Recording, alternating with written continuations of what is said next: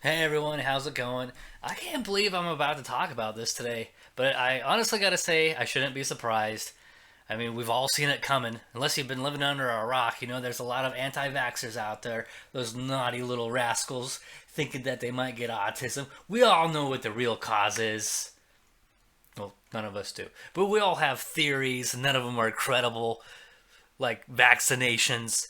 Why are people not getting vaccinated? Okay, let's not get into that. That's a whole other video entirely, and people are gonna get mad at me. And most of those people are the people that are on YouTube that watch these kind of videos, the conspiracy nuts that always get proven wrong. I can't believe how many of those videos. Oh God, I'm going on a tangent. Let's go back. Let's go back to the young girl from New York. Yes, she's from New York who got the polios.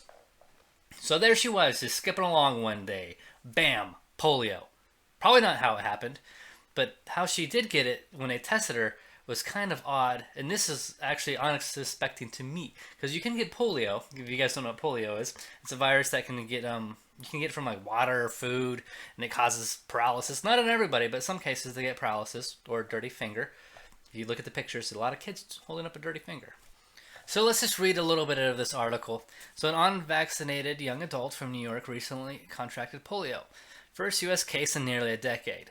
Health officials said Thursdays. Officials said the patient, who lives in Rockland County, had developed paralysis. The person developed symptoms about a month ago and did not recently travel outside the country. So I guess my first thought here was like, what is going on with the New York water? Which shouldn't surprise me. It's a big city, a lot of nasty stuff going on there. I've seen the movies. I've seen the rats. Don't drink the water. Maybe she got it from that. But bam, no, she did not. It appears the patient had a vaccine derived strain of the virus, perhaps from someone who got a live vaccine available in another country, but not the US, and spread it.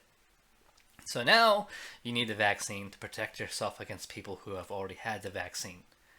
That does not help cases. I of course, God, it makes it sound like I'm against vaccines. I am not. But I just think that's strange. The person is no longer deemed contagious, but investigators are trying to figure out how the infection occurred and whether other people were exposed to the virus. Most Americans are vaccinated against polio, but this should serve as a wake up call to those unvaccinated.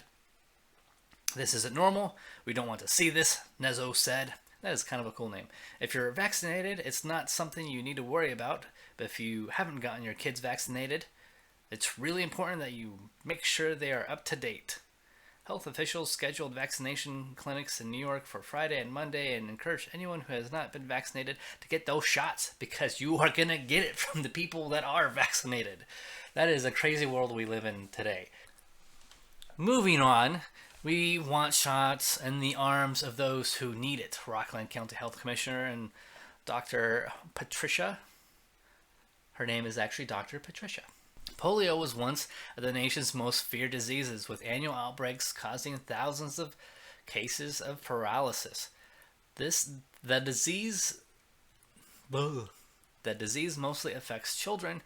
Vaccines become available starting in 1955, and a national vaccination campaign cut the annual number of the U.S. cases to less than 100 in 1960s.